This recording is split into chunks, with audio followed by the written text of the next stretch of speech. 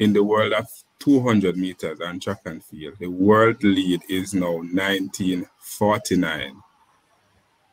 Jamaican fastest runner is ranked outside of the top 10, outside of the top 20, outside of the top 30 over 200 meters. This is a new low for Jamaican track and field and for men 200 meters. Well, we certainly can go any lower. Welcome, Sports Nation, to Sports DTM, the sports channel where we call sports down the middle.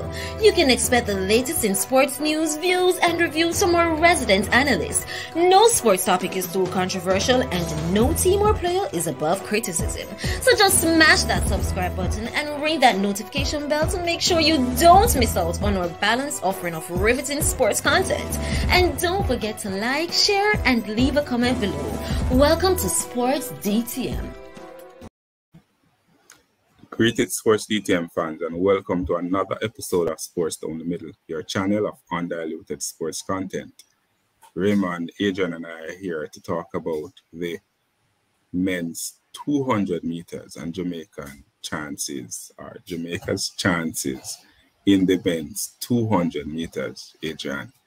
Looking at Jamaica's track record, and especially those set by the great Usain St. Leopold, and now to see the state of sprinting over 200 meters for Jamaica, and check this, in the last 6 years we have had 2 sub-20 in 200 meters. Johan Blake, this 1997 in 2017. Akeem Bloomfield, 1981 in 2018. And then every time after that feels like a boys champs them around 20 point enough over 200 meters. This is Jamaica we're talking about, not St. Kitts and Nevis. Oh, stop it. Bermuda. Jamaica 200 meters sprinting. And then to look at what we've sent to the World Championship. Johan Blake is the fastest Jamaican over 200 meters. And this is because Andrew has been ruled ineligible to represent Jamaica, so his record is not on the books. But he ran 20.1. Blake's fastest Jamaican, 20.2. And him ranked 37th. I don't know if I should talk about the others who barely made the team, because they're not even meet the qualifying standard of 20.24. Blake barely make it 37th in the world. So we might be running in the preliminaries of the 200 meters and not the heats.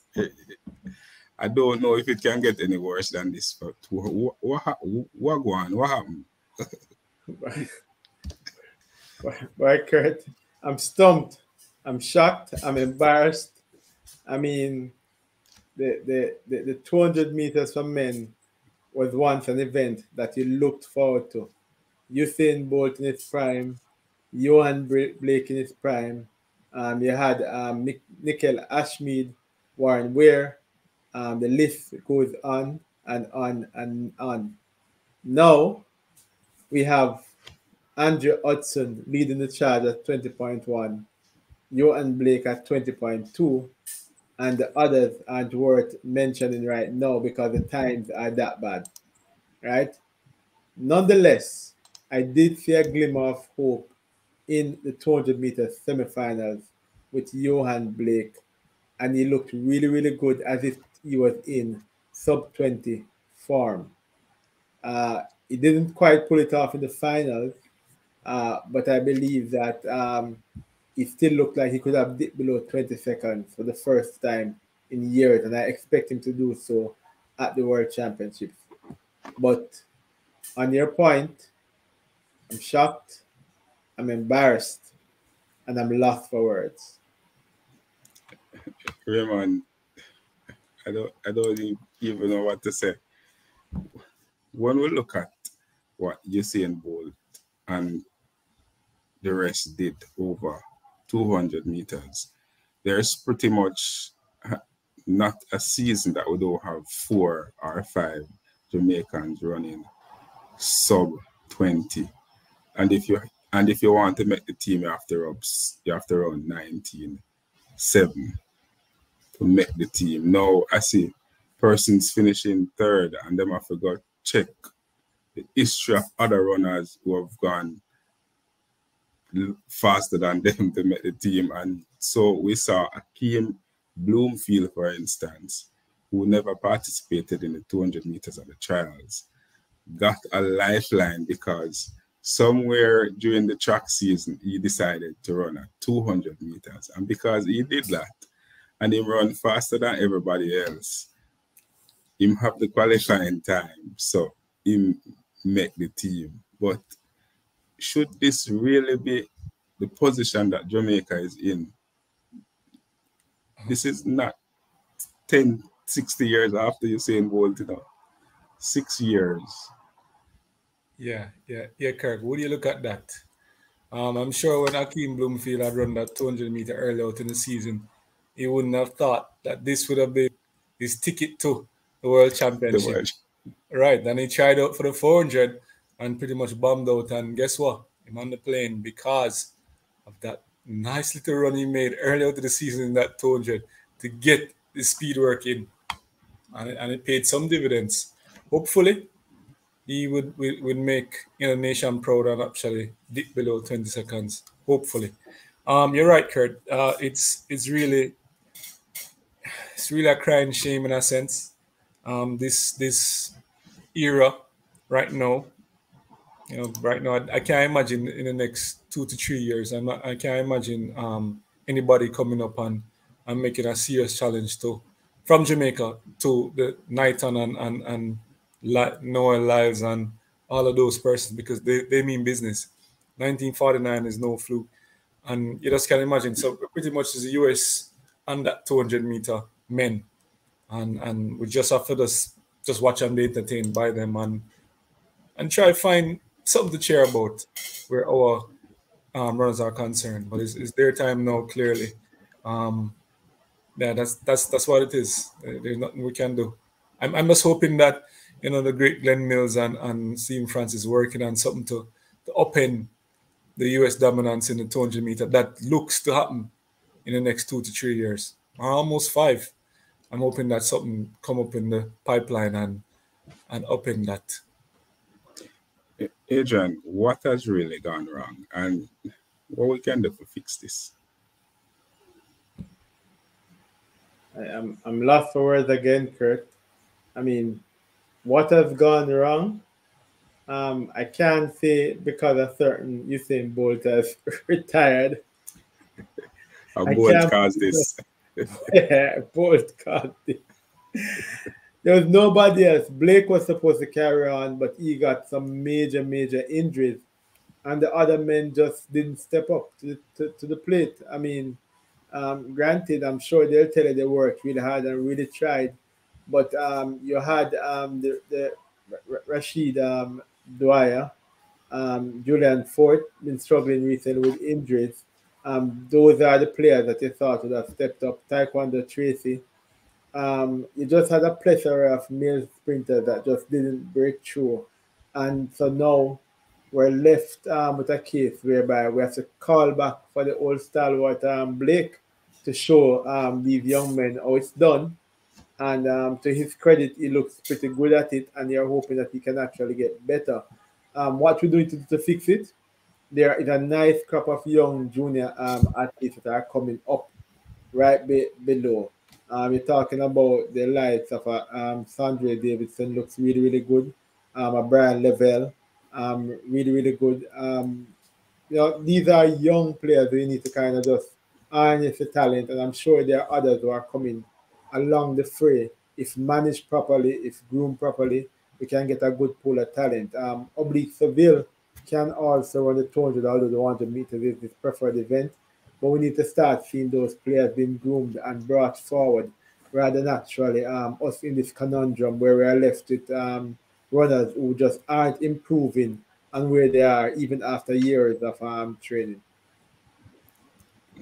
I hear you, and I would would love to believe what you're saying, but the youngsters come and disappear. There is one Antonio Watson.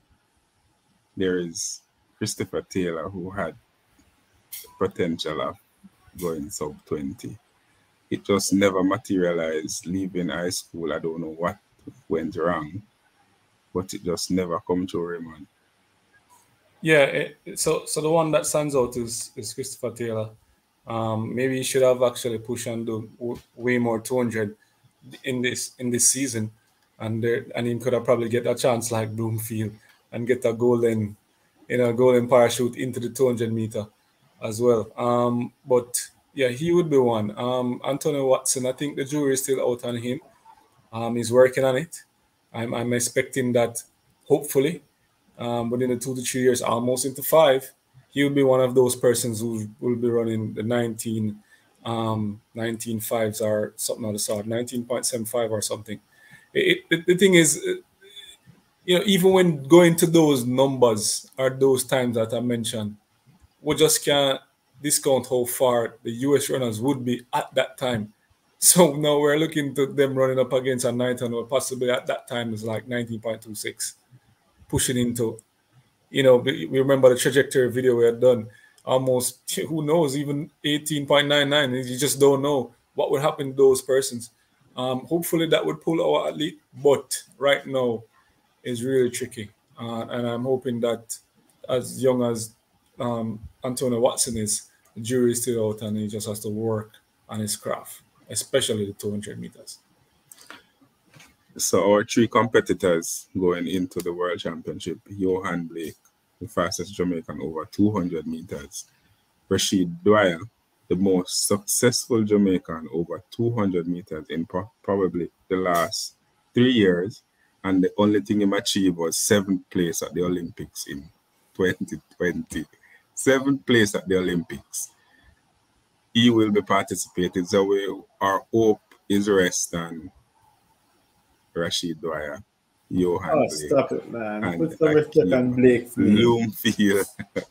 Fans out there are hoping the 200 meter is rest on that. And if we make the semifinals, it would be an overachievement, because that was the talk after Dwyer made the final at the Olympics. We just have to say it as it is. He made the finals and it was an overachievement. This is Jamaica we're talking about, Usain Bolt have the world record, and we had a lot of youngsters who were running pretty close to 19.7, and now we're fight for run 21. It's like Sharika Jackson, Elaine need to go run.